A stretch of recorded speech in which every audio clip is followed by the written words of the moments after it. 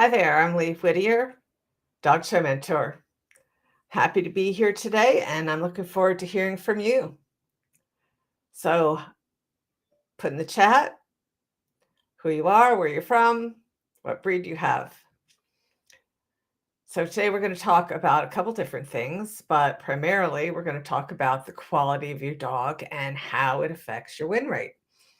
So, of course, I'm going to ask you, put in the chat how you think the quality of your dog affects your win rate.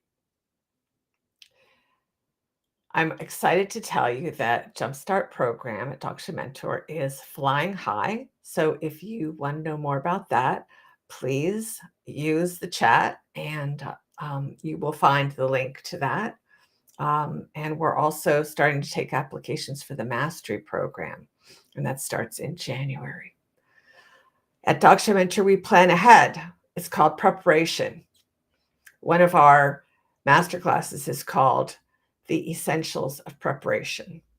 And the other one is called What's Behind a Stellar Presentation. So if those two things are questions that you might have, you might want to investigate a little further. All right, so who's here today? I know we had quite a few people. Hey, Nora, nice to see you. Labs and Welsh Springer, wonderful. I'm excited to hear from people. So let's see, who might be here what do you think, Nora, about how the quality of your dog affects your win rate? And when we first think about this, it might seem obvious that if you have the better dog, then you win more, right? Hey, Marie from New Jersey. Hi. And Cindy. Hi. My dog's qualities match the standard to a T. It's my skills that need work. All right. So we're going to get there. That's excellent. April from Minnesota with Shih Tzu, and Denise. Hi, Denise. Welcome back. Watching from work in Ohio. And Lisa from Virginia. So, what about you other people? How does the quality of your dog affect your win rate? So it does seem that, hey, Margaret, Meg from South Carolina, nice to see you. So in the past, in these Dog Show Mentor Facebook Lives, we talked about some of the things you can do to enhance your dog's virtues. And I really want to start with a sensitive topic that touches on that. And what if your dog isn't of the quality to cut it? Now, Cindy says that her dogs match the standard to a T. And congratulations. Not everyone has that luck or ability to evaluate, right? So we're going to talk a little bit about evaluation today. Same, good dogs need skills. Okay. This is fantastic that people realize that they need help because there's a way to reach out, right? And I'm glad you're here and reaching out to get some guidance. Pam in Wisconsin with Shebas. Hi, Pam. So let's just say that your dog is of the quality to cut it. You're like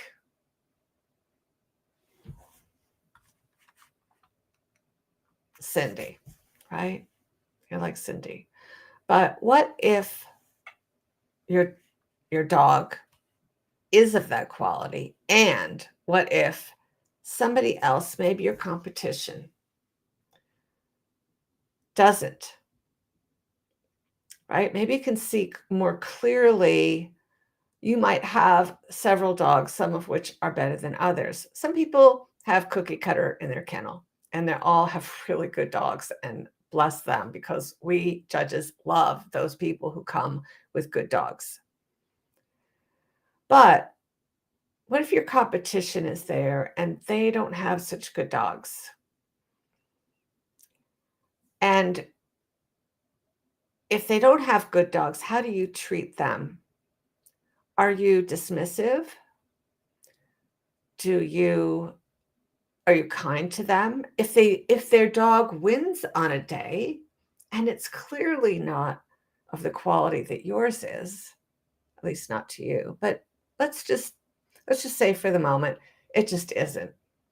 It shouldn't be cutting it. It should not be winning. And you see that. How do you treat that person? What do you do? What is your approach to that? When you have somebody who has a lesser quality dog and doesn't realize it. So at Documentary, we believe in being kind, of course, and also learning to be mentors and leaders within the sport and treating people who have lesser dogs well so that they can come back, find a good dog, and it doesn't have to be from you. If you're a breeder, it doesn't have to be from you. All right, let's see who else is here.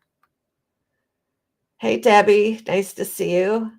Right? Oregon. And Dawn, Rhodesians in Texas.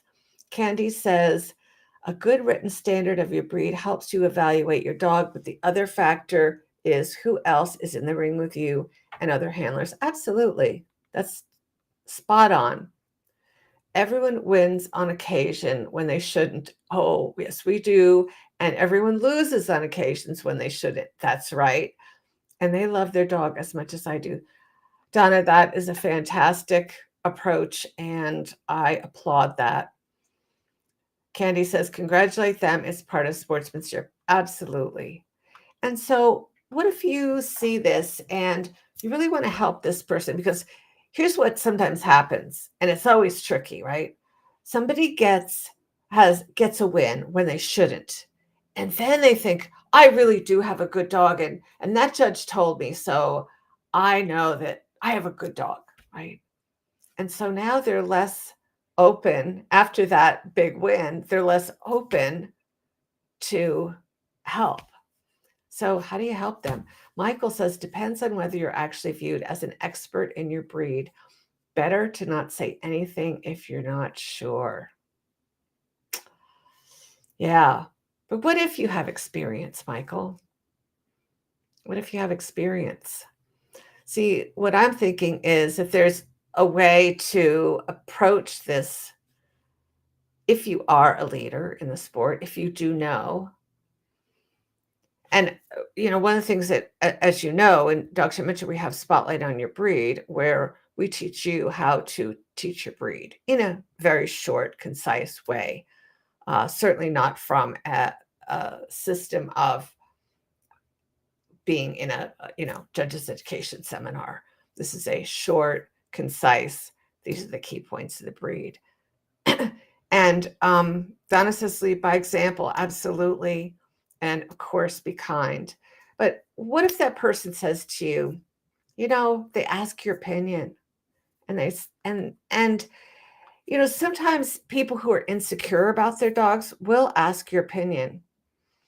And I have had people come to me who say, so and so said my dog should not be winning, they're terrible, or other people tell them they should be there when honestly they shouldn't and they never win anything. And they're like, do you think I should be winning with this dog? Well, of course, it always does depend on the competition.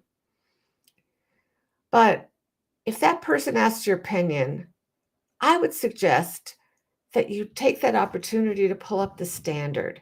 And maybe you don't talk about their dog, right? Maybe that you just talk about the dog in a neutral perspective and refer to the standard. You could say the standard says dogs should be 14 to 17 inches, right? The average dog is 15, 16, right? And what if it says what the proportion is? Proportionate should be, square, pointed shoulder to pointed buttocks. A lot of standards say that.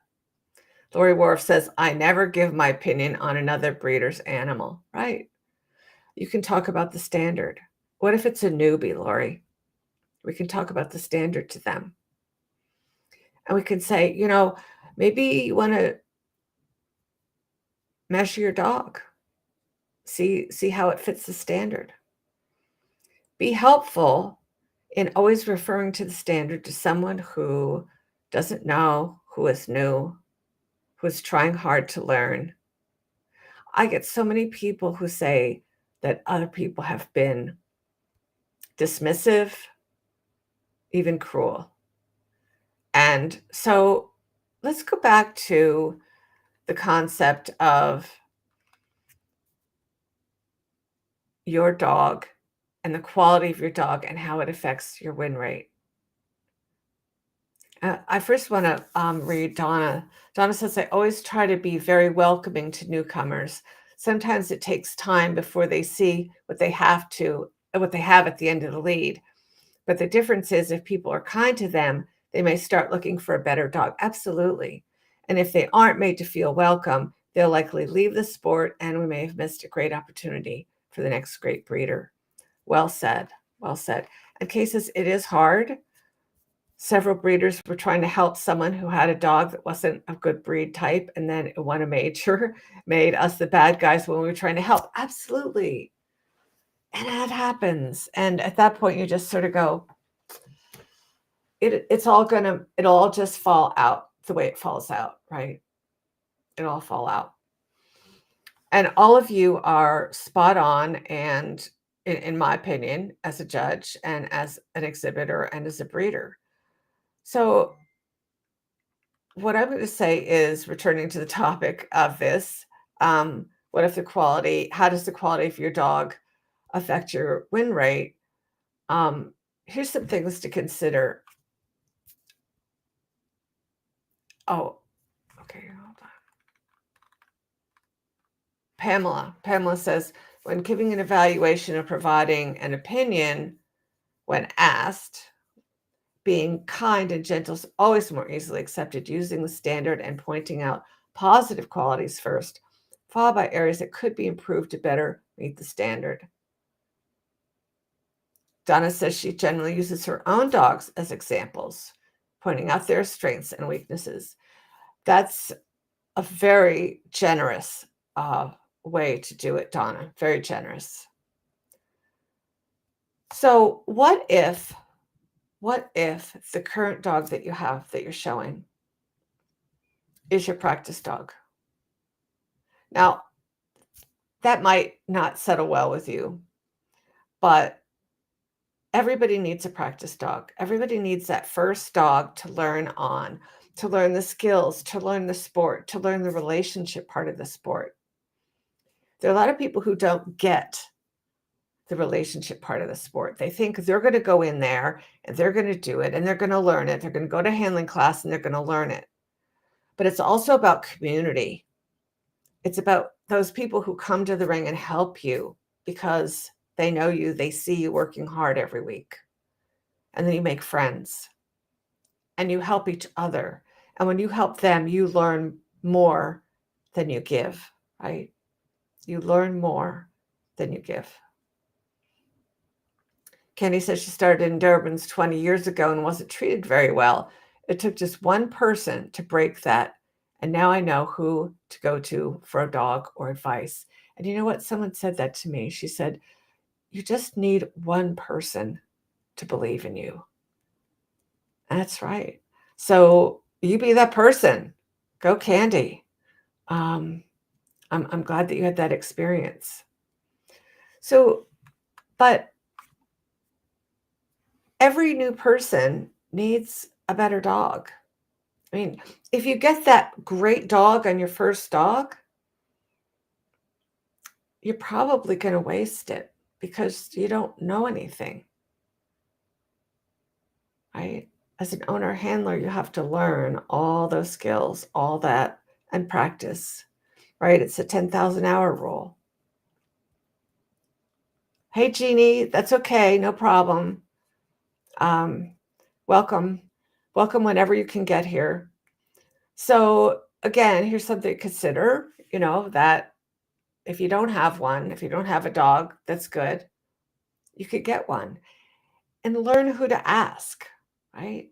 Learn who to ask. Who are the people who know? Everybody needs somebody. Even people who have been in the sport for a long time need somebody. So don't dismiss that relationship part and don't miss out on congratulating that new person. That new person could start being your new best friend, could start helping you with your dogs, and you could start helping them. It's a two-way street. Hi, Sabin. I remember entering a show with my Shar-Pei for the first time and looking at the other dogs for comparison. I cried because mine looked nothing like them. She looked like a camel, not perfect to the standard. She was my learning dog. Oh, but I bet you loved her. I bet you absolutely loved her. And as it should be, as it should be. So if you're new, find that person who's going to help you get a better dog. Sometimes it's somebody who would you let buy a dog for you? Would you let somebody like Peter Green buy a terrier for you? Yes. You know, would you let Doug Johnson buy a dog for you? You bet. Anything. Michael says, I know a woman with a really nice dog, Amstaff. She's the problem. She needs a mentor. Tell her to call me, Michael. Tell her to call me. All right. Marge. That's right. Marge. I'd let Marge buy a dog for me any day. So these are the kind of things to consider, right? It's not just your win rate and the quality of your dog, because now you're putting in the human factor of, are you able to show your really good dog? Are you able to show your really good dog? Well, not if it's your first dog, not likely. Now, some people learn really fast, and maybe they can play catch up if they have the right breed mentor and the right dog show mentor. They might be able to catch up pretty quickly and really jumpstart, right? Really jumpstart. Hey, Maggie, I'm glad you're here. So if you're a beginner, know that there's somebody out there who can help you at the shows, online, on the phone, however. But I'm going to suggest to you that the dog that you have now, how is the quality of your dog related to your win rate? It's related to win rate through you. Because if you're not doing your job, this is a job. You have to consider it a job, a job of love, but a job. If you don't consider what you're doing, where you have accountability to yourself and to your dog about everything that you do every day, every schedule, your program, and that's what we do at Dog Show Mentor. We have a systems, and we put systems in place to get that quality dog in the highest win rate possible, right? And if you don't have the best dog in the world, we can still get your win rate at a higher quality through your own actions. We call them action plans. Heather says, as I age, I'm in need of a runner. Sometimes judges are rude about it. Showing has become difficult. Oh, I am sorry. Maybe we can help you in some way, and that might be private message me, Heather. Michael says, who thinks their dog should win more? Everybody. Everybody thinks their dog should win more. Great question. I'm so excited that you all are here. And does anybody have any questions about how the quality of your dog affects your win rate? And the other thing is, I want you to know I'm writing an article this month for Show Site August 2022 on this very topic. And so I will expand on it exponentially so that you can all read what I think about how the quality of your dog affects your win rate. In the meantime, I'm going to take questions. And Mark, hi. Nice to see you. What about when the breed you want to be involved in the depth of quality is so bad? I think that there might be a worldwide search, Mark, and I think also there might be a several person uh, search. Call your favorite 5 knowledgeable people and say, "Hey, I'm looking for a blank dog of blank breed. Can you help me find a good one?" Put out the word. You get If you put out the word only to people who are knowledgeable, you're gonna get a lot better result, because if you put out the word to everyone in that breed, you're gonna get everybody trying to sell you a puppy, and then everybody who has offered to sell you a puppy who you didn't buy one from is gonna be pissed off at you. It's just life. Michael says, and my article is whether we can be objective about our dogs. Woohoo! Thank you, Michael. I can't wait to read that. It's my old breed in the UK. Yeah, Mark. Reach out to me privately. I'd like to hear more about that. Bridget says she's got a long one here. I don't know if I can read it all. I got lucky with my first dog, jumped into showing by reading, going to class, etc. I didn't waste it. Once I got relatively decent at showing, continued pretty easily, even though it was Terrier Group 1 from the classes. She became a grand champion.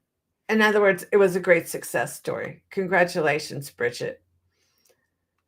And she also says, I'm bringing her out for Montgomery this year, veterans. Nice. Okay, Cody, how often have you been told by a judge that the only reason they didn't put up United Toilet was maturity? So Cody, that's an interesting question. So here's the deal. I am not afraid to put up a puppy because to me, I'm judging on the day. But I also understand that the known quantity to a judge can be more of a sure thing, whereas the puppy may change. And it depends upon the breed. But if we think a dog is a good dog and it's probably going to mature into a really nice one, but on the day, maybe the movement isn't what it should be, but we think it'll mature into it, we might go with the dog that's more of a known quantity. And so I wouldn't I wouldn't be offended at that, and I wouldn't uh, diss the judge over it. I would take the dog back to that judge when it's mature. If the quality in the other classes was such, you could go that way. Yeah. Nora, hi Nora, says, had the nicest comment, congratulated the winner of the class who was a pro handler. He said my dog was gorgeous and should have been winning. Too bad he wasn't. Too bad he was nervous. The venue was very large. I thanked him. Yeah, well, yeah. That's very nice. A dogo. Okay. Cody, a dogo. Yeah. Um, you know, it's a fairly new breed in AKC, and I could see how somebody who doesn't know the breed that well would rather go with the known quantity. So I wouldn't be offended. I would just let that dog really muscle up and mature and get everything in the right place in the right proportion, and you should be good. Yeah, I think that's great. All right, we're just about to close. I wanted to make sure doing that, getting back in front of a judge who said my exhibit would be great. Immature tomorrow is that day. Woohoo, Cindy, good luck. All right, good luck. Hey, so just want to give a shout out for the Dog Show Mentor program. I started it 6 years ago. Some of you know that, some of you don't. I've had some people say to me, "Oh, I didn't know about that program. How come I didn't know about that?" Well, I can't say why, but I don't want anyone to accuse me of not shouting out my own program. So here we go. We have premium program, which is month to month, and we have Jumpstart, which is 90 days dreams to reality. And Michael says, anyone in Bloomsburg. So if you're in Bloomsburg this weekend, for sure, check Michael out. He's a good guy. And I like how they do it in Europe, no majors on pups. Yeah, I mean, there is that school of thought, although I've put up a lot of puppies that have been very happy. I put up even in later years. And Linda says, I tell people we often get the dog we need, not the dog we want. I've heard that somewhere before, Linda. And Marie says, I had some very nice results with my first dogs. They finished quickly. Now I pace myself. I evaluate the dog, not my need to be in the ring. I'm holding my girl right now. She's done well so far, but I feel she needs more maturity and growth to really become competitive. Thank you, Marie. Marilyn said, Marilyn, we finished. Oh, this is for Marilyn. Okay. All right. So the Dog Mentor program, thank you for all the people who are members, and we look forward to having you come and join us as our beautiful open community of people who help each other and keep positive outlook. Learn and teach to and from each other. Okay, Michael says reach out. He'll be set up with Marjorie. Bridget says, hi, Michael. Cool. Okay. I love it that people are getting to know each other. I love it that we are building a community here, right here on Facebook Live. And I thank you so much for being here. Don't forget to bring your friends next time. Bring your friends. Bring your questions. You're welcome. We want you to bring lots of friends so that we can have lots of engagement and learn a lot from each other. And I think today you all have said some wonderful things, and I hope everyone will reread the chat and re-listen to this. So thanks, everybody. I'm so glad you were here. I appreciate all of you. Lee Whittier, the Dog Show Mentor. See you in the winner's circle.